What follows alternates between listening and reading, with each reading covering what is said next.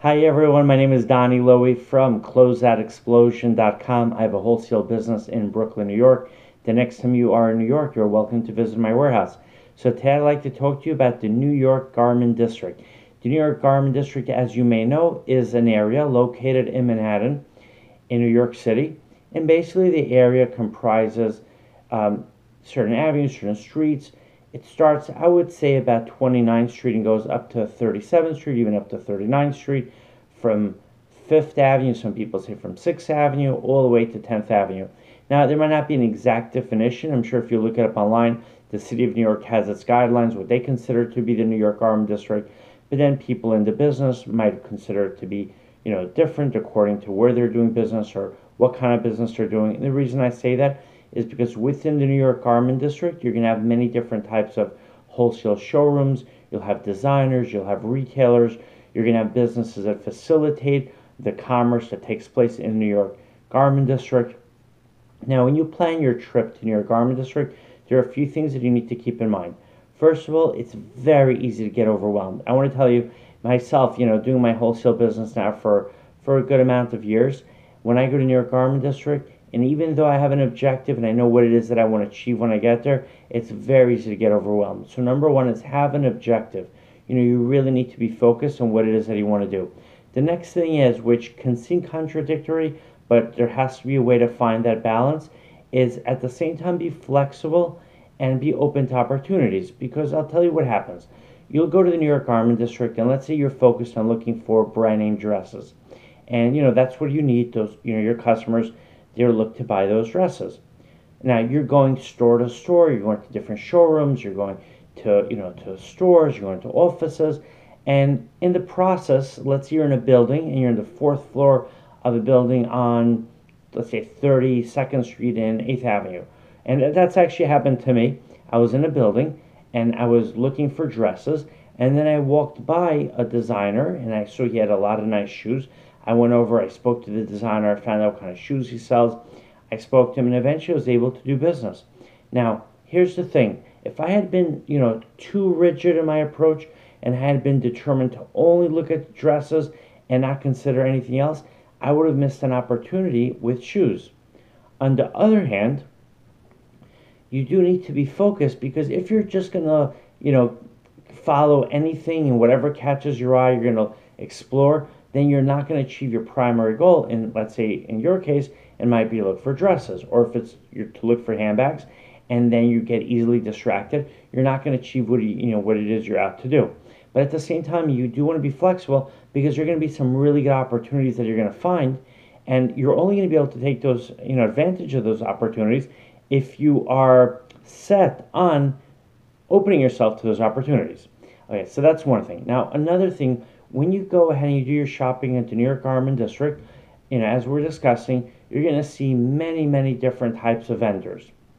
I would recommend to you is to take the contact information down of all of the vendors that you meet with, because you might not be ready or you might not be willing to buy the merchandise that a vendor has at that point, but you might get back to your, to your store, you might go back to the city where you live in, and then you might discover that you have a demand in your store or in your warehouse or on your website for the products that you saw by a specific vendor.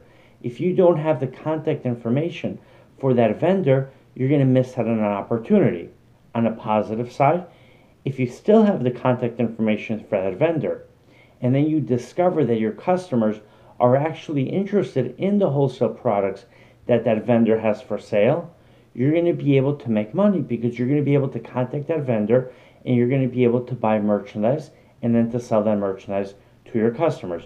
Another reason why you want to get the contact information of the vendors that you meet is to develop a relationship, because even if right now they don't have the products that your customers need, and if you discover that your customers are in fact not looking for the products that vendor has, but in the future things might change.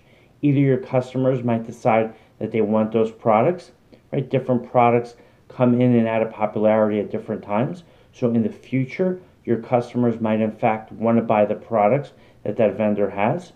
Or alternatively, the vendor in the future might introduce wholesale merchandise which your customers want to buy. What does that actually mean? Well, let's look at it this way. Let's say you have a boutique in the Bahamas and your customers love brand name designer office dresses. And you meet a vendor that has a beautiful selection of dresses, but the designer makes party dresses. Now, of course, so that vendor doesn't have the dresses that your customers want. And let's say for the next 20 years, the only thing your customers want is office dresses.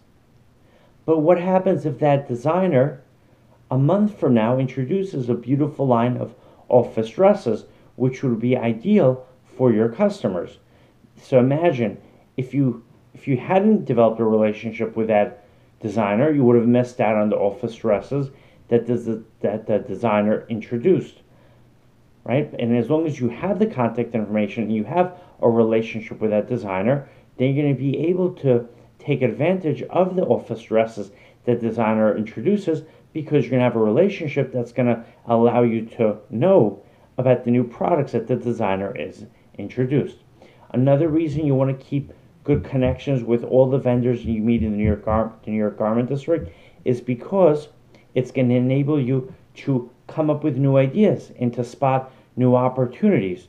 You might be able to supply wholesale merchandise from a vendor that has products that you don't specifically deal with, but you might be able to wholesale the products from that vendor to different retailers and to different wholesalers or to different websites that are looking for the products that that vendor has. I think it's always good when you go to New York Garment District, and I think this is true for wherever you go, to develop connections, because also this way you'll be known. And here's the thing. Many of the times when I go to the New York Garment District and I introduce myself to different wholesalers, different designers, to the owners of different showrooms, they might not have something that I need, but if they remember me, then they're going to contact me on their own, and they're going to let me know about the new products that they have, or they might even let me know about products available elsewhere. For instance, I'll get a phone call from a dress showroom in the New York Garment District, and they'll say to me, "Hey, Donnie, I remember you mentioned that you're also in the market for wholesale brand name suits. And there's another showroom here in the city that has a really good closeout on brand name suits. Look, here's the phone number.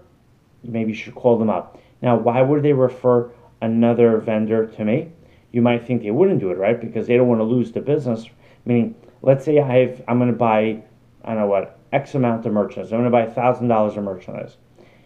So that dress showroom is taking a chance by referring me somewhere else, because I'm not going to spend the money by them. I'll spend some of the $1,000 by another place. But people like to refer people for different reasons. Number one, they might get a commission.